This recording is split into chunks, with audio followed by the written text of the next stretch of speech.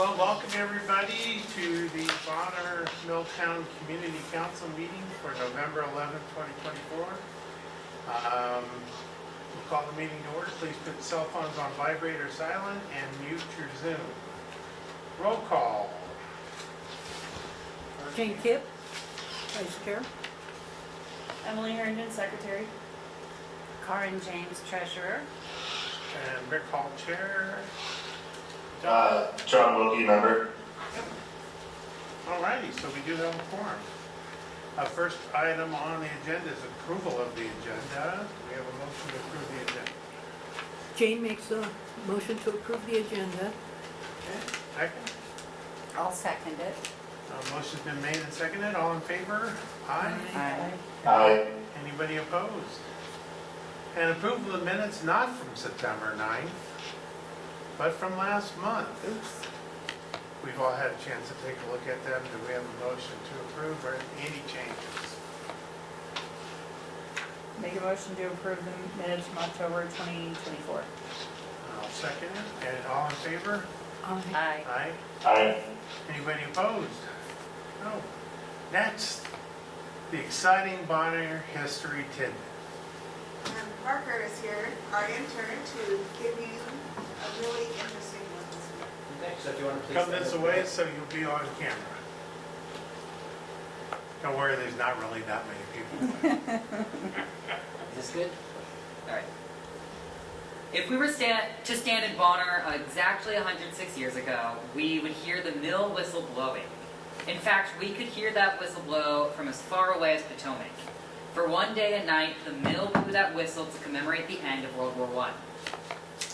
The United States entered World War I in early April of 1917, and participation in this war would be felt across the country.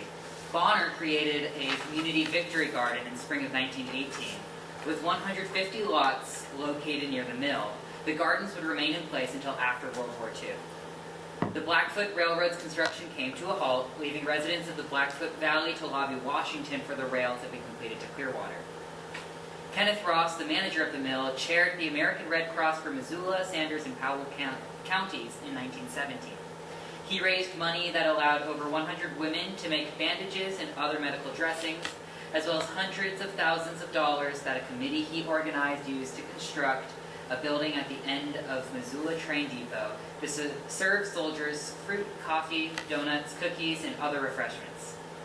In 1918, John D. Ryan, Assistant Secretary of the War Department, brought Ross to Washington to lead the production of lumber necessitated by the growing aircraft industry.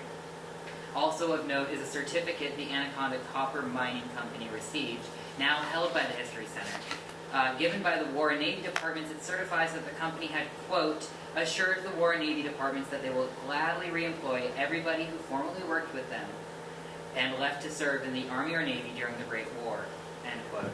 A picture of the certificate was posted to our social media if anyone is curious to see it. The Grassroots book covering Bonner area's history claims a list of veterans of multiple wars, including World War I, was being prepared for a memorial at Bonner School. Unfortunately, we don't know where this list is today, or I would tell you how many residents of the area served in the war. But in parsing through Montana History Portal's list of enlistment cards, I did find two, both from Milltown. Camille Lewis Albert served in the Marines, and Ino Patia served in the Army. Thank you. Thank you. Thank you so much. The next item on the agenda is public comment on items not on the agenda. Anyone?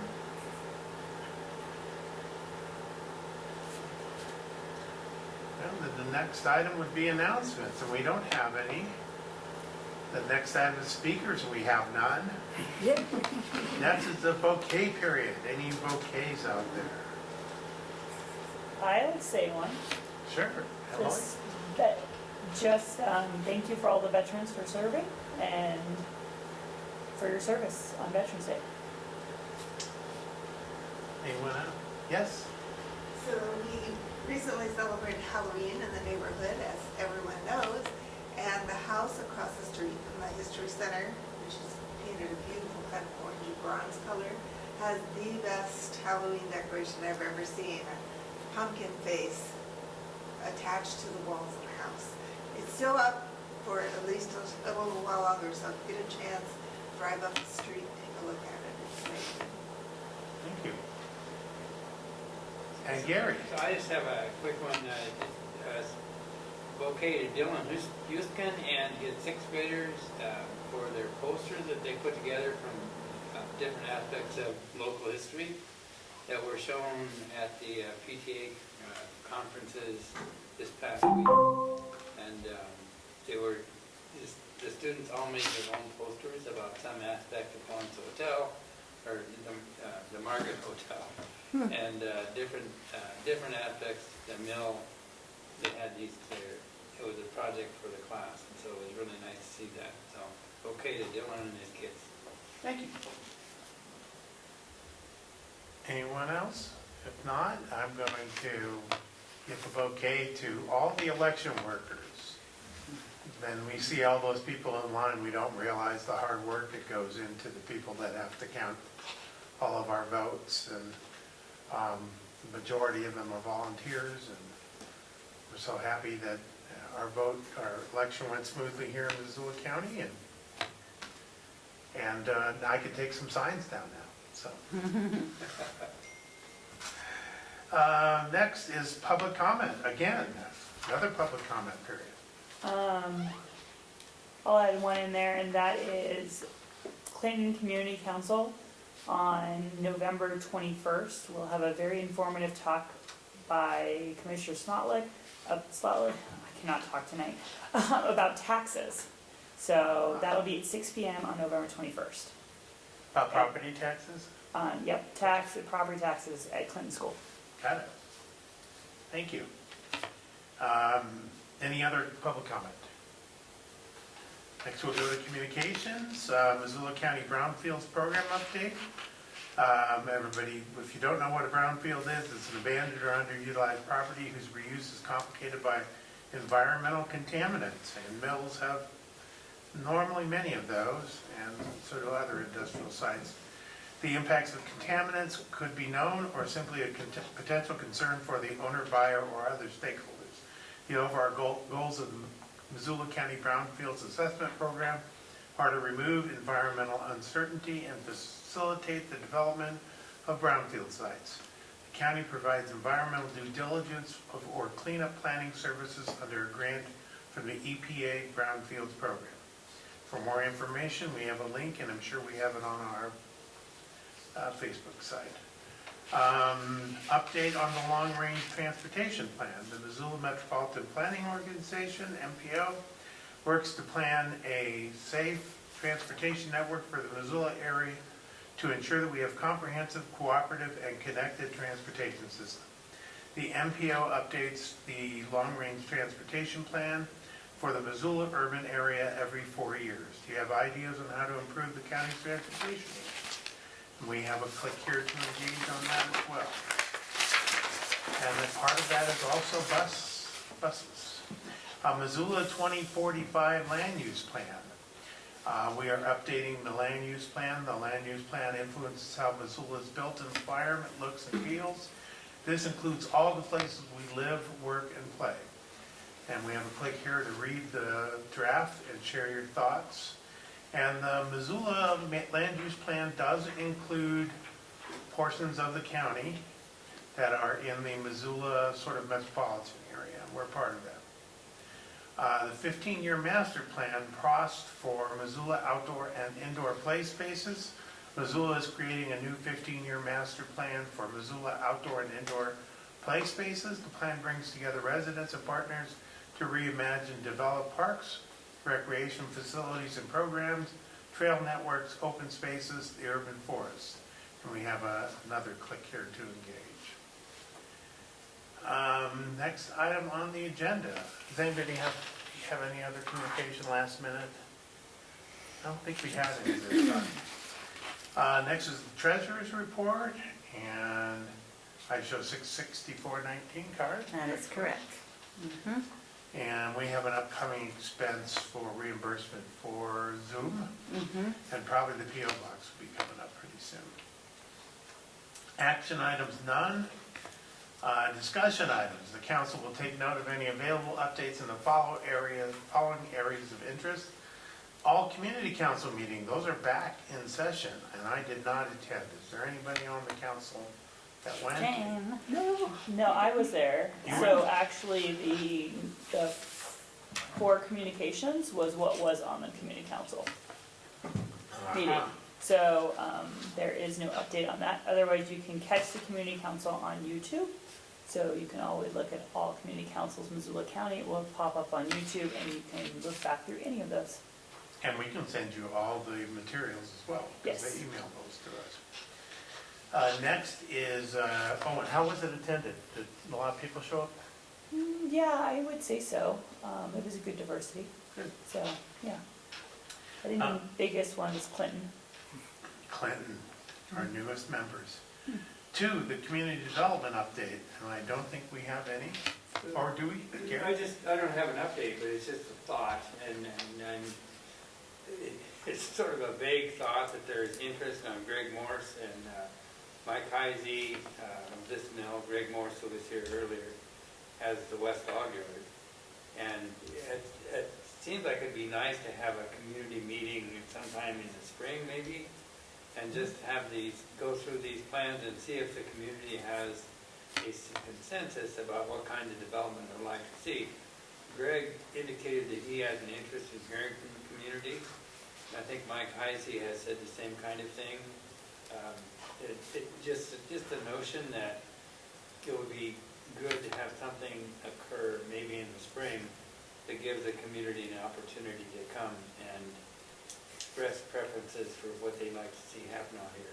Sure. The 2 big parcels are the West Dog Yard and then right across the street on, that belongs to the Kennelly family and West and Town Farm. They've never expressed any interest in involvement with the community, but perhaps they could. Anyway, just the idea of getting people together to see if there's interest in the community and having a plan for how we want our community to look in the future. Well, the owner seems willing to be involved, so, Yeah. okay? So the suggestion would be to one thing this spring, to bring those 2 owners and together, and then maybe that also might draw in some more about community development ideas. So, and then hit 2 birds with 1 stone by having multiple people there presenting and getting an idea, and then we could spend a lot of time advertising that, marketing that in a way that the community knows that this is going on. Yeah. In the past, we've had a really good turnout for those kinds of events. The gym has basically been full of community members who were, I think one of the tools we used was we put post notes up on different preferences for what we'd like to see in the community, that type of thing, but just, it doesn't necessarily need to follow that format, but just some way of involving people with giving them a chance to express their preferences, what they'd like to see out here in the future. And yeah, Greg and Mike and I think also Jim Howard, just because the school would be involved with any kind of growth that happens, and I don't know how much growth can happen before the school gets overcrowded and that kind of thing. So, just a thought. So would your idea be to have a separate meeting to do that? Yeah. Yeah. Yeah, just specific for that. Yeah. What would be like an idea for a preference in location, like school here, or would we like to maybe see if Kettle House would want to do that as kind of or somewhere else? Thoughts? Well, I think the school is, the Kettle House is one of my personal favorite places, but it's oftentimes not, The perfect place to do that. It's Conducive not, to a meeting. Mm-hmm. it doesn't, the gym, the school gym has been great in the past, if there's enough people, and even if there isn't. And we used to be really worried about the status of the gym floor, so they put down a tarp on the gym floor, and then we bring out chairs, and then there would be a place to present with a screen and that kind of stuff, to put on a little slideshow if there was one. So the gym is a big enough and potentially a versatile enough place to have it in without much interruption from other things. What about the Lions? For the Lions. The Lions building, Yeah. you know, and the inside of that is just not good for Sure. acoustics. You can't, it's just too noisy in there. Sure. But, you know, so I think the school gym would be better. Okay, Okay, we can, get that on a spring, can we put it on a discussion item for next meeting? And well, we we're can- talking about the spring, so, Yeah, but I'm also talking about like planning, so put it on for the next meeting for, after this meeting for a formal vote to like discuss this further. okay, How's that? sure. I like the idea. I think we should discuss this next time and make a vote on if this is a good idea to pursue. Would it be possible to provide food for people, I mean, as a draw? Yeah, and that would be something we can discuss next time to put on a vote specifically for food items, to bring in people, whether that's just as simple as pizza and drinks. Yeah. Yeah. Okay. And then maybe even some advertising, flyers, etc. Yeah. So, there we go. Yeah, and of course, it really depends on those two guys in particular, Greg and Mike, and what they would like to do. Mhm. So, yeah. Yeah, but at least we can vote on an idea of that kind of sort, and then do a formal reach out and see if we can vote on spending monies to feed. Yeah. Advertising, etc. Yeah. All right, we'll put that on Perfect. as an agenda item for the next meeting. Next is Owen Street issues, and I've reached out to the person that emailed us and have not heard back. So I still don't know what the issue is, because I haven't been able to put my eyes on it yet. I will do that again. Update on train quiet zone. I contacted,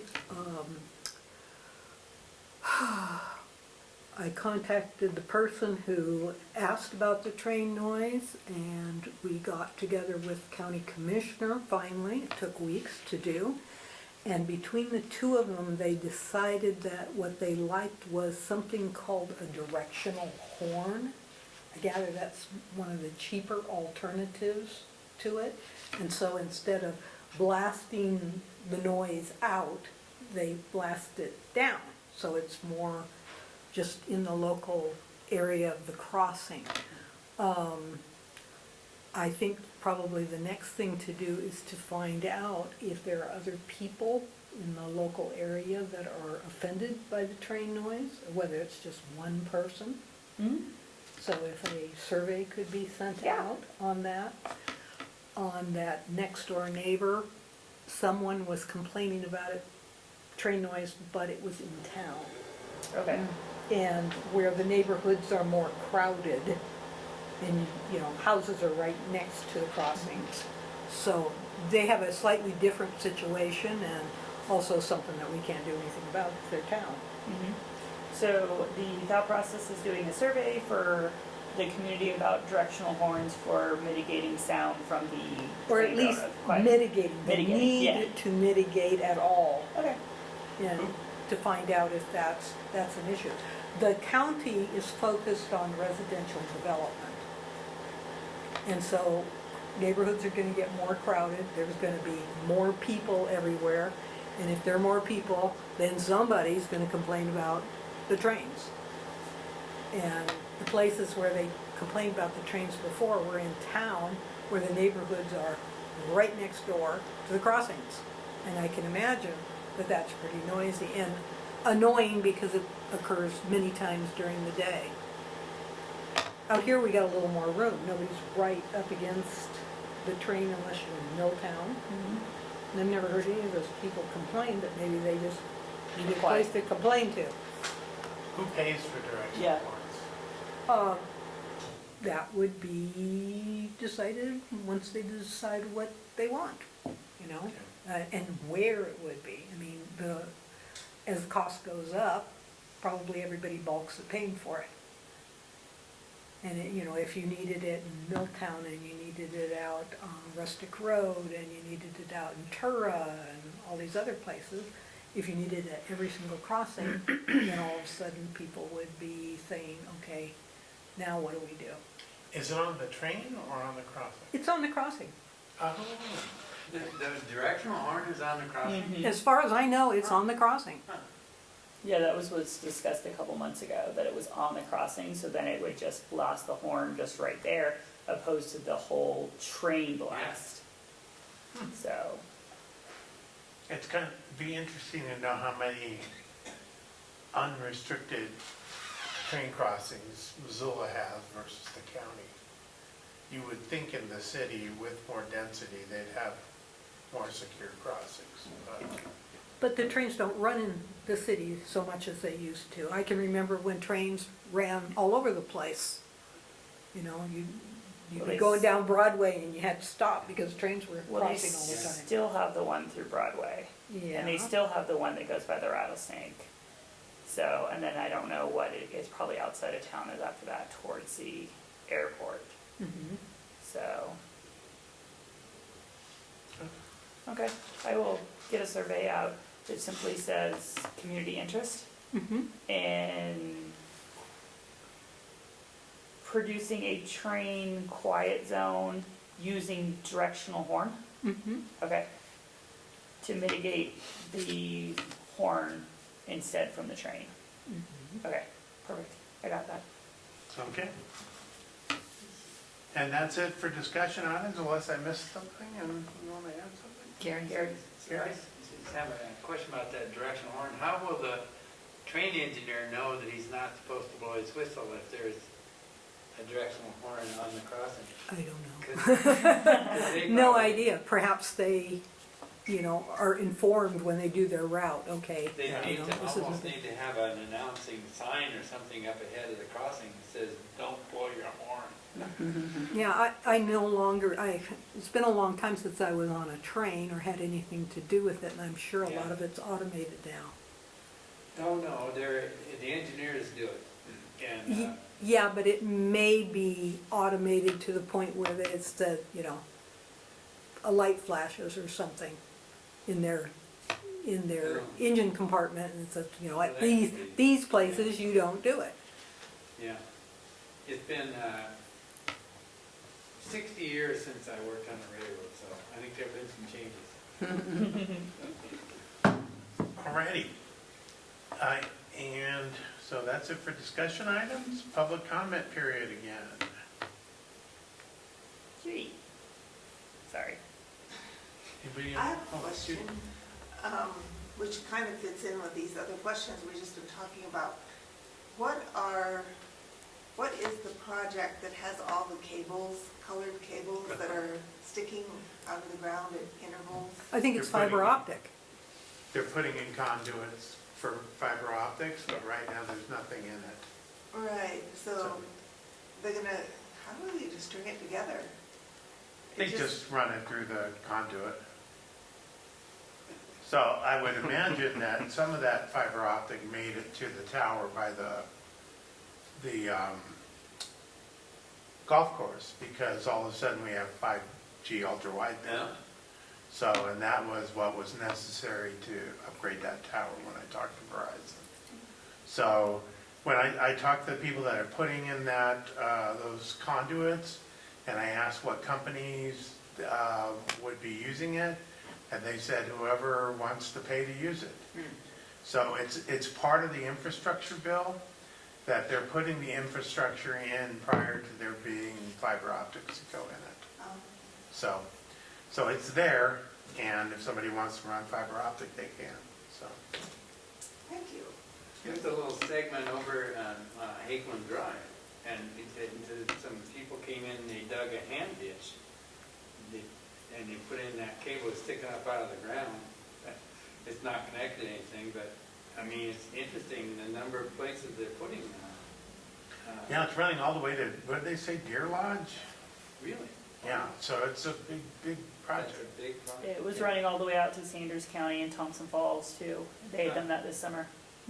So, So that's, You know, that's Montana big, Build Back Better text advancement stuff. yeah, yeah, thank you, Uncle Joe. Yeah, yeah. So, hopefully they'll put some fiber optic in there. I hope TDS gets out here and we'll have some competition, but right now, TDS isn't even all the way in Missoula yet. yeah, because we have fiber optics now in Sanders County Yeah. hooked up because of that, so, yeah.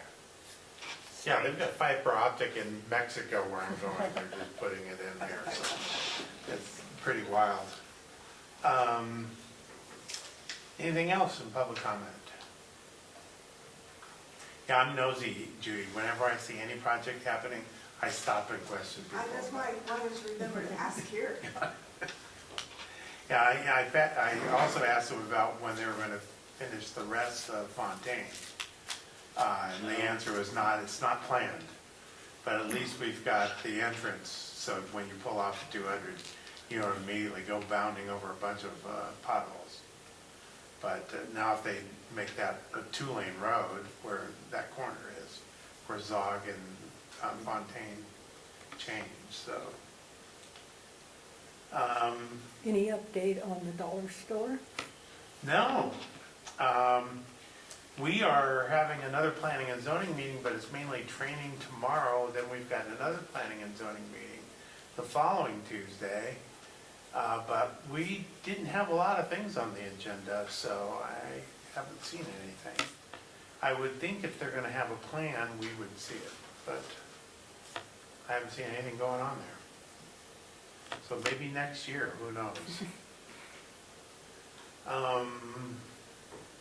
Next meeting, December 9th, 2024 at 7 p.m., Bonner School. I will be not present because I will be flying to Mexico that day through Tijuana. So, and we have no agenda. Well, we do have an agenda item for the next meeting, and that is further discussion on the community development meeting. Correct? Mhm. That's it. Do we have a motion to adjourn? Jane makes a motion to adjourn. Okay, all in favor? Oh, you have to have a So second. second, Emily Oh, second. I'll second. I Yeah. was just gonna fly right past that. Jane, Dara, Aye. Aye. All in favor? I, John, did you have anything? We didn't hear from you. No, I didn't have anything. Okay. Thanks for checking. That was record-setting meeting. that was.